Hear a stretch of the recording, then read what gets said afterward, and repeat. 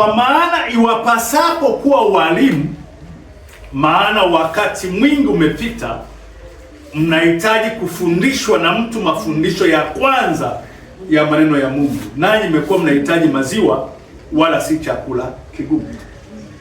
Maneno haya anayazungumza mwandishi wa Waebrania.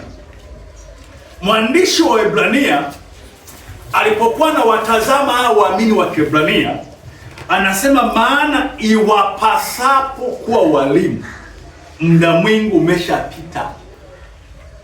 Anasema mnahitaji kufundishwa mafundisho ya kwanza ya maneno ya Mungu, wanahitaji maziwa na si chakula kigumu. Naomba nisikilize hapa. Ni 5:12. Sasa hawa waamini wa Kiebrania walipoteza muda mwingi sana. Mwandishi anasema iwapasapo kuwa walimu. Yaani, unajua kuna wakati unaotoka kuokoka ukakaa kanisani na ukaendelea na utumishi, huwa kuna kipindi cha kukua na kufikia hatua ya wewe kuwa mwalimu pia wa kufundisha wengine. Na kama mtu atakaa kanisani miaka mingi na bado anahitaji maziwa, maana yake hata mtoto huwa ana kikomo cha kunyonya maziwa ya mama. Baada ya hapo anahitaji kula vyakula vingine. Sisi sote tumenyonya maziwa ya wazazi, lakini walifika hatua wakatuachisha, tukaanza kula vyakula vingine. Lakini umri huu siwezi kumfuata mama na kumwambia kama ninyonyeshe, anajua ni mzimu wala sio mtoto tena. Kwa nini? Kuna umri wa kunyonya na kuna umri wa kula vyakula vingine vikusaidie katika makuzi yako ya kawaida. Na katika maisha pia ya kimani, kuna wakati wa kutumia maziwa ya neno la Mungu kama mafundisho ya awali yanayotusaidia kuendelea kuimarika na kukua katika maisha ya imani. Kuna wakati tunafikia kuwa watu wazima na tunaanza kula vyakula vikuu ambavyo watoto wanakuwa hawawezi kuvila. Kwa hiyo mwandishi anasema muda mwingi umeshapita. Wakati mwingine, hebu tathmini miaka yako katika imani na kiwango chako cha ukuaji. Je, kinafanana? Ukiona vifanani, maana yake kuna shida. Na kama kuna shida, huwa kuna udumavu wa kiroho kama ambavyo kuna udumavu wa kimwili. Yaani muonekano wa mtoto na miaka yake vinakuwa haviowani. Tunasema huyu mtoto amedumaa. Lakini katika maisha pia ya kiroho huwa pia kuna udumavu. Yaani mtu ana miaka mingi kwenye imani, lakini ukiangalia maisha yake bado anahitaji maziwa.